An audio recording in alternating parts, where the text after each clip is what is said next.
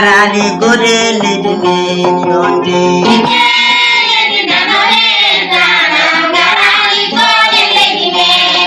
so jungo ɓooyi e gaska ko jam tawi toon ndeke gajjiɗo e lewlewal wi yaani lewru ma fajiri feere nangue fuɗo o lokkoyta guite makko taw o tinani caggal nde pooye lewlewal communication tacci keyri jeehi ha to tulde dubaw e hartallo ɓenni Sinthiou Dangde jeehi to Nouadhibou lobbudu yurmede ɓenni to Zowirat wuuro Ogirɗe hikka kadi dawal nayɓiwal ñalawma windariyankejo deftere Pulaar waɗata ko ñande aset 15 février 2025 to wocci Baye Cammule e nguɗo ñalngu heerigu lewlewal communication ma ruttu teddungal goto e targal mumen teskingal mantiningal hono Abou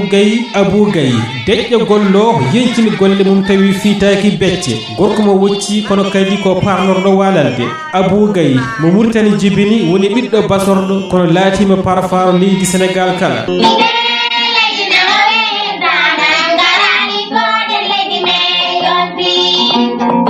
développement Fouta Sénégal e Mauritanie Abou Gaye perɗo laabi joom hiñoji luggi jibtoji kala ko teppi ma ko hulete haalede e dawrugol hiñira ɗum hakkillantagal e perdal ngelletiɗam e nder radio ji hani e téléji bandiraɓe sehilaɓe oɗo ñalawma ina waɗa e yeeso teddungal hono paare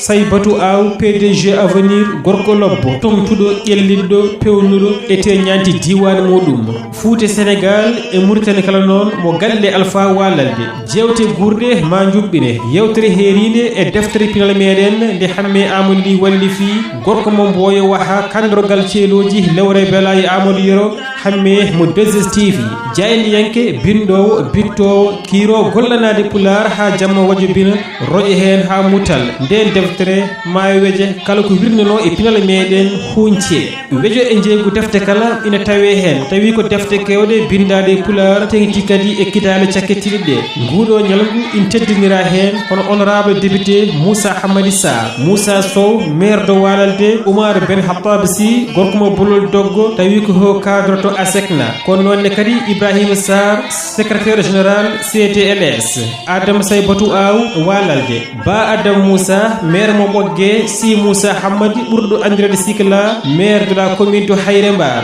Ba Mamoud Abdoulaye ɓurɗo andirede Beleba maire de Bababe ambassadeur to Nigeria préfet de Bababe commandant de brigade commissaire de police bandiraɓe musidɓe tedduɓe lewlewal communication ADW l'association pour le développement de Wotchi APJW l'association pour la promotion de la jeunesse de Wotchi et l'APW association pour la promotion de Walalde mbi on bisimilla moɗon tedduɓe windoɓe wittoɓe jaynoɓe hoto mo luuta gati nguɗo ñalngu jogori latade ko palel jumri kala luutaɗo lobbota ko hen